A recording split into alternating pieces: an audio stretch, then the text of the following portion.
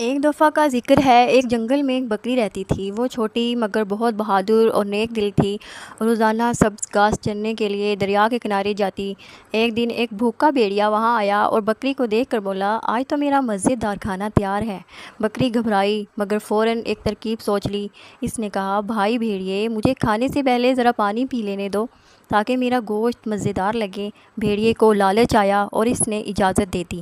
بکری آہستہ آہستہ دریا کے کنارے پہنچی۔ اچانک وہ ایک بڑی چٹان پر چڑھی اور اونچی آواز میں بولی، بھیڑیے، اگر ہمت ہے تو آ کر مجھے پکڑ لو۔ بھیڑیا غصے سے اچھلا لیکن پھسل کر سیدھا دریا میں جا گرا۔